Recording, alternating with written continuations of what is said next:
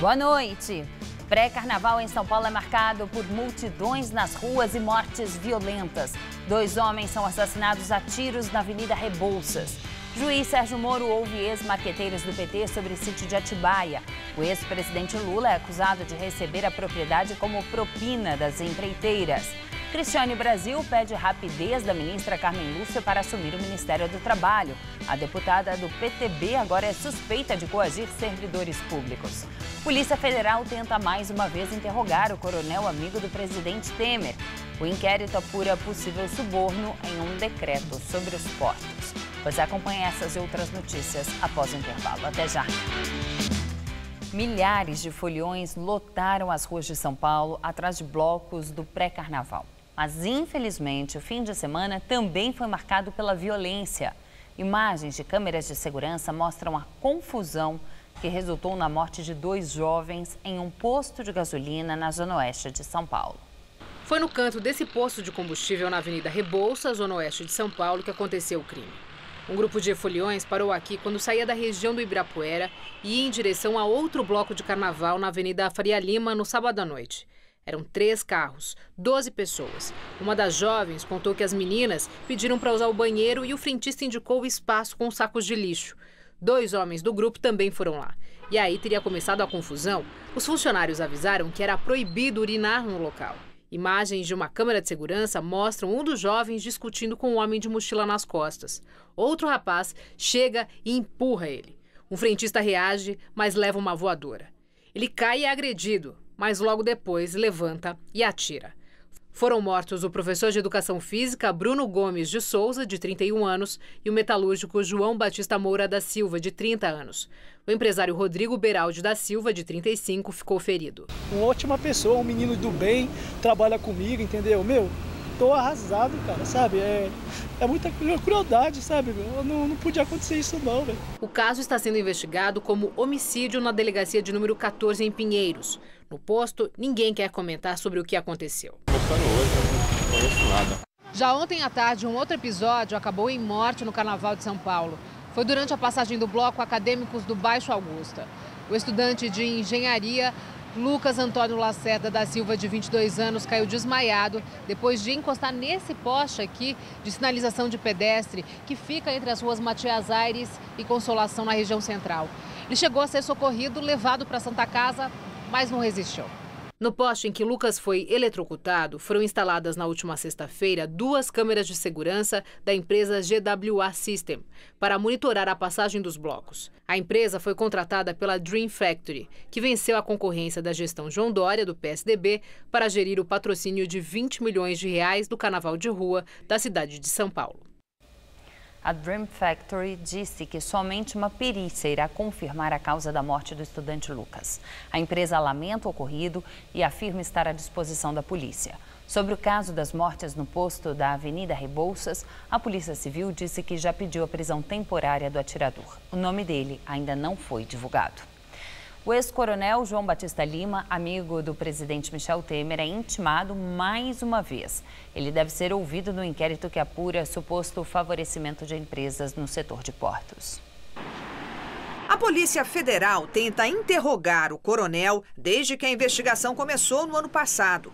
Na última terça-feira, o delegado responsável pelo caso mandou enviar uma nova intimação para João Batista Lima.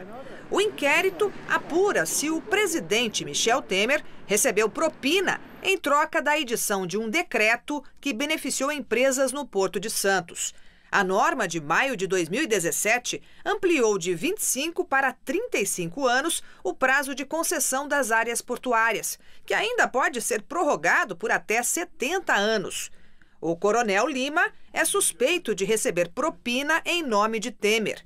Em uma das mensagens de celular encontradas durante a investigação, o coronel aposentado pergunta a um sócio se Rodrigo já teria feito contato. A polícia quer saber se trata-se do ex-deputado Rodrigo Rocha Loures, investigado no mesmo inquérito.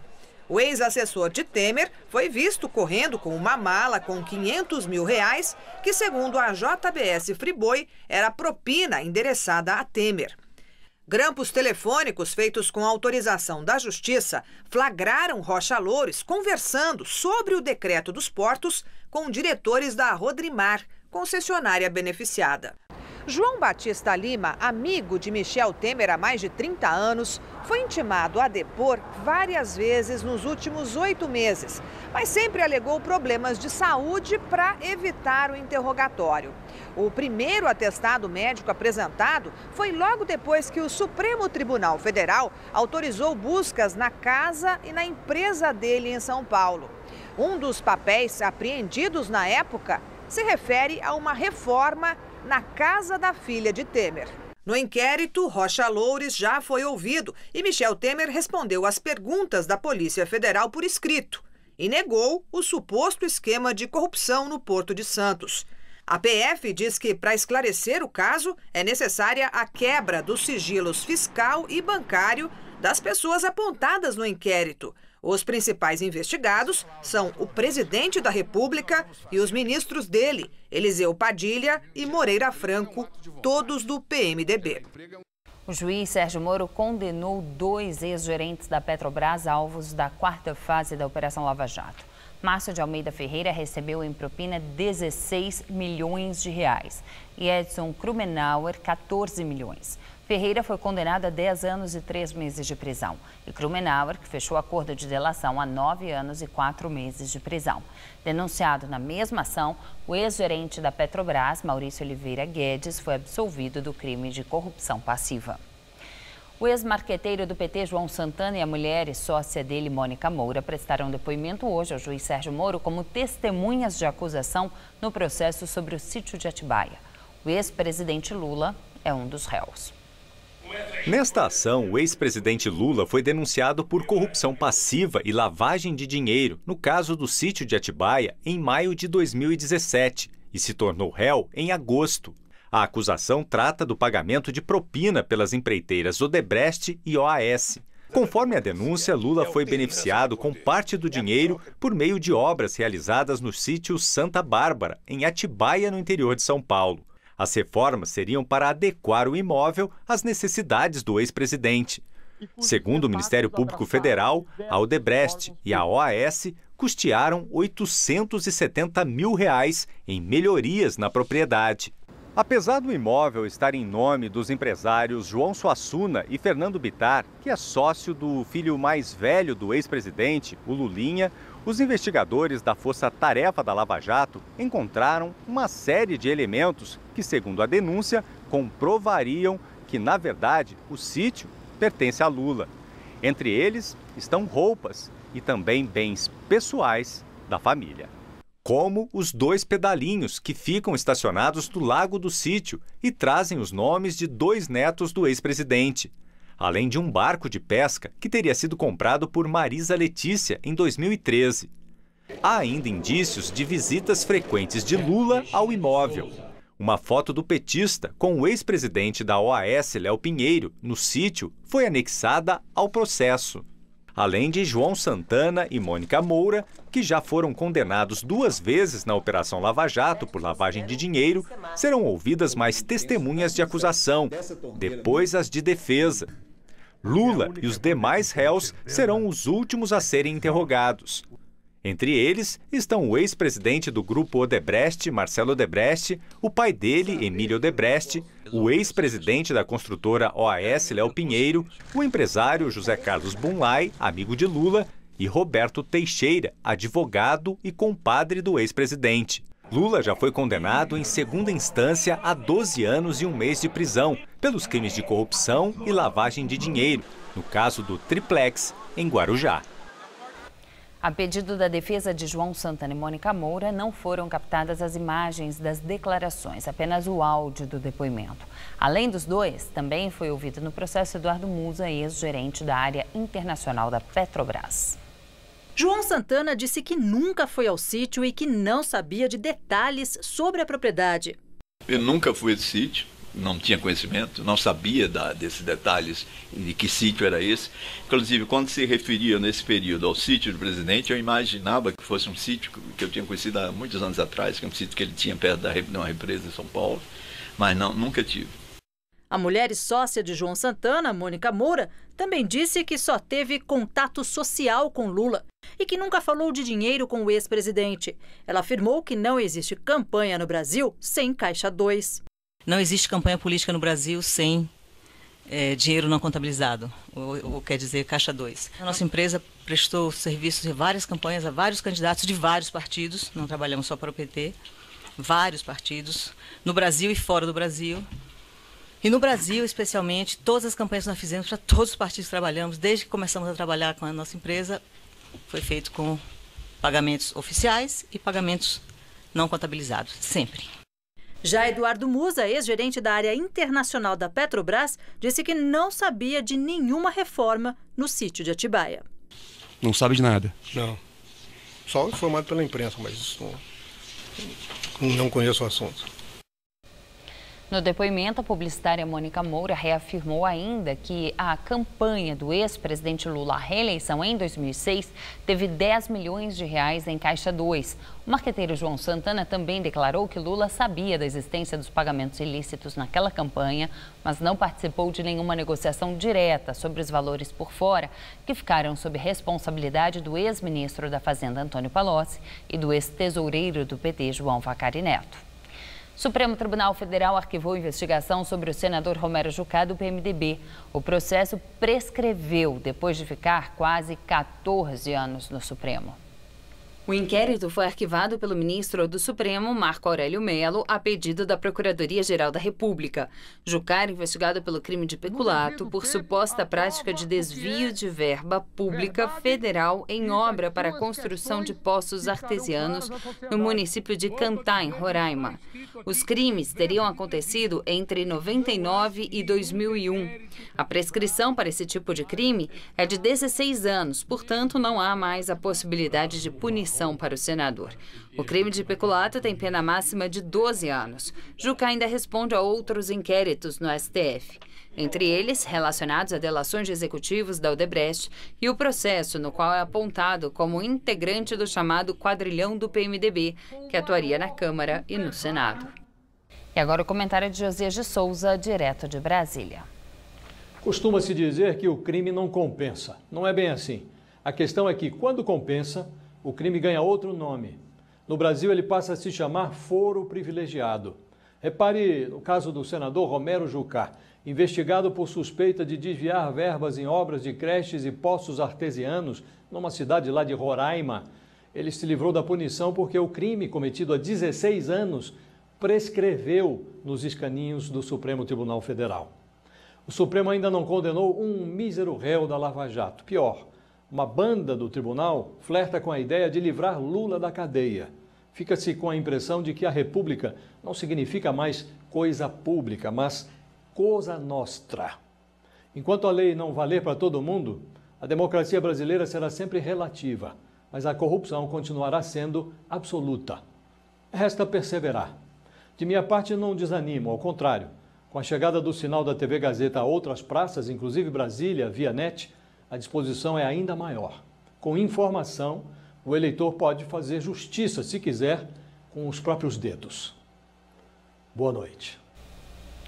O governo insiste na nomeação da deputada federal do PTB, Cristiane Brasil, para o Ministério do Trabalho. Em mais um escândalo, ela é investigada se deu dinheiro a traficantes do Rio de Janeiro para ter direito exclusivo de fazer campanha. Em áudio, a parlamentar é ouvida coagindo os servidores para que a ajudassem na busca por votos. O jornal O Estado de São Paulo teve acesso ao inquérito que apura suspeitas de tráfico de drogas e associação ao tráfico durante a campanha eleitoral de 2010 e ainda um suposto envolvimento no caso do deputado estadual Marcos Vinícius, do PTB do Rio de Janeiro e ex-cunhado de Cristiane Brasil. Segundo o Estadão, outros 3 assessores dela também são suspeitos de dar dinheiro a traficantes de Cavalcante, bairro na periferia da Zona Norte do Rio de Janeiro e uma das bases eleitorais da deputada. Cristiane Brasil não disputou eleições em 2010, mas apoiou a candidatura de Marcos Vinícius para a Assembleia Legislativa do Rio. Apesar da polêmica, o ministro da Secretaria de Governo, Carlos Marum, voltou a defender a nomeação da deputada para o Ministério do Trabalho. O governo continua insistindo no reconhecimento da prerrogativa do presidente Temer, prevista na Constituição, de nomear os seus ministros. Além da suposta aproximação com traficantes, um áudio gravado durante uma reunião com cerca de 50 pessoas em 2014 aumentou a discussão sobre a conduta política de Cristiane Brasil. Na gravação, ela pressiona os servidores a ajudarem na conquista de votos. O conteúdo divulgado pelo programa Fantástico da TV Globo foi gravado dentro da Secretaria Especial de Envelhecimento Saudável e Qualidade de Vida da Prefeitura do Rio. Cristiane Brasil comandava a pasta durante a campanha de 2014, quando disputou a vaga para a Câmara dos Deputados. Se eu perder a eleição de deputada federal, eu preciso de 70 mil votos. Eu fiz quase 30, agora são 70 mil. No dia seguinte eu perco a secretaria. No outro dia, vocês perdem emprego. Só tem importância na política quem tem mandato. Só tem mandato quem tem voto. Só tem voto quem tem pessoas como vocês que estão na ponta ajudando a gente a pedir e propagar o voto. Do contrário, não funciona. Se amanhã vocês ficarem desempregados, como é que vai ser a vida de vocês? Vai ficar um pouquinho mais complicado. Não é? Em 4 de janeiro, Cristiane Brasil foi nomeada para o Ministério do Trabalho pelo presidente Michel Temer. Desde então, a filha do presidente nacional do PTB e ex-deputado Roberto Jefferson teve 2 cerimônias de posses canceladas. A última foi suspensa pela ministra presidente do Supremo Tribunal Federal, Carmen Lúcia. Cristiane Brasil, que já foi condenada em ações trabalhistas, divulgou nota hoje, na qual afirmou que está sofrendo uma campanha difamatória que busca impedir a posse no Ministério do Trabalho. No documento, ela pediu à ministra Carmen Lúcia que julgue o mais rápido possível essa questão. Ela nega todas as acusações. O deputado Marcos Vinícius diz que desconhece a gravação e que, consequentemente, não pode se manifestar sobre o suposto material. Quanto à investigação por associação ao tráfico, ele, que em 2010 prestou esclarecimento sobre o caso e que os fatos narrados nessa denúncia anônima não foram comprovados. Depois de 45 dias de férias, o Congresso volta às atividades e se prepara para a votação da reforma da Previdência. A cerimônia convocada pelo presidente do Congresso, Eunício Oliveira, do PMDB, contou com a presença do presidente da Câmara, Rodrigo Maia, do DEM, e da presidente do Supremo Tribunal Federal, a ministra Carmen Lúcia. Entre as pautas concentradas no primeiro semestre está a aprovação do texto da Previdência, que deve ser votada no dia 19 de fevereiro. Para passar no Congresso, a proposta precisa de 308 votos a favor, de um total de 513 parlamentares. O presidente Michel Temer não compareceu, mas por mensagem lida pelo primeiro secretário da Câmara, o deputado Jacobo, do PR, voltou a afirmar que a reforma na Previdência é uma medida de urgência no plano econômico do país. O presidente da Câmara, Rodrigo Maia, discursou sobre os novos desafios do ano e destacou os avanços, como a votação da reforma trabalhista. Nós votamos no ano passado matérias tão importantes e tão polêmicas como a reforma trabalhista. E eu tenho certeza que os resultados da reforma para a vida das pessoas já começam a aparecer. O PT publicou um texto no site hoje em que afirma que a presidente nacional do partido, a senadora Gleisi Hoffmann, sinaliza que a legenda não vai reconhecer o resultado da eleição presidencial de outubro, caso o ex-presidente Luiz Inácio Lula da Silva for impedido de disputar o pleito. E que, sem a candidatura, teremos a ilegitimidade do processo eleitoral. Horas depois, o partido informou que o material foi publicado por um equívoco da produção do site. Um comentário do jornalista Ismael Moraes foi reproduzido como subtítulo do artigo de Gleisi, permitindo interpretar que seria um comentário oficial. Moraes abre espaço semanalmente em seu blog para artigos da senadora. O PT informou ainda que o texto anterior não representa o pensamento de Gleisi Hoffmann. E agora vamos ao comentário de política com Bob Fernandes. Datafolha: metade do Brasil elegeria Lula presidente. Outra metade o quer fora da eleição e preso. rearticula-se o lançamento do animador de programas de auditório da Globo, Luciano Huck. E isso diz quase tudo. Lula condenado, 72 horas depois começaram a ser desnudados e expostos símbolos da Lava Jato. O juiz Sérgio Bretas, usuário da Bíblia para lições de moral, recebe auxílio moradia. Ele e a mulher, também juíza, moradores no Rio, com salários de 33 mil, quando no teto oficial. Só auxílio moradia, 4.300, é mais do que ganham 92% dos brasileiros. No dia seguinte a Bretas, se soube, o juiz Moro mora em casa em Curitiba, em casa própria, mas recebe auxílio moradia. Defendeu-se, é compensação para a falta de reajuste. Juízes do TRF4 que condenaram Lula têm, por vezes, acumulados penduricalhos extra-teto, salários de 72 mil, 48 mil, por aí.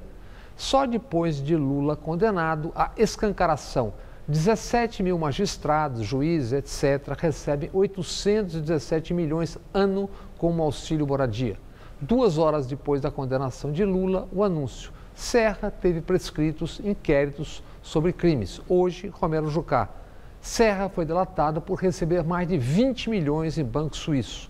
Novis, ex-presidente da Odebrecht, disse que Serra recebeu 52 milhões em propina desde 2002. Delator da Odebrecht diz que Alckmin recebeu 10 milhões em Caixa 2. Aécio, delatado por milhões, sumiu do noticiário. O Supremo ainda não julgou nem um político envolvido na Lava Jato. Temer e demais honestos poderão renovar mandatos e foro privilegiado antes de julgados. A Lava Jato tem 9 anos, mais de 3 mil dias. Em 7 dias, só depois de condenar Lula à cadeia, o judiciário começou a ter expostos privilégios e vísceras. Note-se, por 3/4 da sua história, o Brasil teve escravidão. Senhores e seus capitães do mato, encarregados de caçar, açoitar e humilhar, enquadrar escravos rebeldes. Boa noite. O governo da Venezuela afirma que está preparado para o possível boicote dos Estados Unidos ao petróleo do país. O presidente Nicolás Maduro minimizou a possibilidade de novas retaliações econômicas depois do secretário de Estado americano afirmar na Argentina que o estrangulamento da economia venezuelana poria fim ao regime chavista. Os Estados Unidos compram cerca de 700 mil dos quase 2 milhões de barris produzidos por dia na Venezuela. Para Maduro, o boicote americano não aumenta o sofrimento dos venezuelanos, que já sofrem com uma grave crise econômica, com hiperinflação e falta de remédios e alimentos. Com a possibilidade de piora da situação econômica e social da Venezuela, aumenta a preocupação do governo de Roraima com o fluxo de imigrantes. Estima-se que 40 mil venezuelanos estejam na capital Boa Vista. O governador decretou o estado de emergência e pediu apoio federal, mas o governo Temer ainda não apresentou nenhum plano. Os venezuelanos não são refugiados. Esse status é concedido só àqueles que fogem de perseguições políticas, étnicas ou religiosas. A solicitação dos imigrantes venezuelanos é para trabalhar legalmente no Brasil. Questionado pelo Jornal da Gazeta, edição das 10, o Ministério do Desenvolvimento Social, responsável pelo planejamento, ainda não respondeu. Pressionadas pela expectativa de alta de juros dos Estados Unidos, as principais bolsas de valores do mundo operaram hoje em forte queda. O índice Dow Jones da Bolsa de Nova York caiu 4,6% hoje, enquanto a Nasdaq teve queda de 3,78% na sessão de hoje. O Ibovespa, que é o índice da Bolsa de Valores de São Paulo, também recuou e fechou o dia com queda de 2,59%. O presidente turco Tayyip Erdogan visitou hoje o Vaticano. Foi a primeira visita de um líder do país de maioria muçulmana ao Vaticano em 60 anos. Erdogan se reuniu com o Papa Francisco por 50 minutos. Segundo o Vaticano, as conversas incluíram temas como o status de Jerusalém. Erdogan e o Papa são contra a decisão dos Estados Unidos de declarar Jerusalém como a capital de Israel. Francisco evitou críticas abertas aos ataques turcos contra tribos curdas em Afrin, na fronteira com a Síria. Um protesto de curdos e simpatizantes acabou se tornando violento quando a polícia tentou conter o grupo. Pelo menos um manifestante ficou ferido. O presidente turco também se reuniu com o primeiro-ministro italiano para discutir a imigração ilegal, a indústria da defesa e a adesão à União Europeia. O governo italiano já rejeitou qualquer possibilidade de adesão da Turquia. Por enquanto, os planos prevêem apenas uma parceria. Começou hoje na Bélgica o julgamento do único suspeito que sobreviveu aos ataques terroristas em Paris, que mataram mais de 13 pessoas em 2015. Salah Abdeslam é acusado de tentar assassinar um policial durante as operações belgas de busca dos terroristas que atacaram a casa de shows Bataclan. Abdeslam permaneceu em silêncio depois de afirmar que isso não fazia dele um criminoso ou culpado. Ele ainda criticou o tratamento dado pela justiça a muçulmanos, que não recebem a presunção da inocência como qualquer outro criminoso. O julgamento deve terminar até sexta-feira, quando Abdeslam deve voltar à França para ser julgado por sua participação nos ataques em Paris. Esse julgamento deve ser feito só no ano que vem. Nós ficamos por aqui. A edição de hoje pode ser vista no site do Jornal da Gazeta. Uma ótima noite para você. Fique agora com Rony Von no Todo Seu. Quer se informar sobre as escolas de samba de São Paulo? Não perca o Revista da Cidade, nesta terça, 9h30 da manhã. Assista agora, Todo Seu.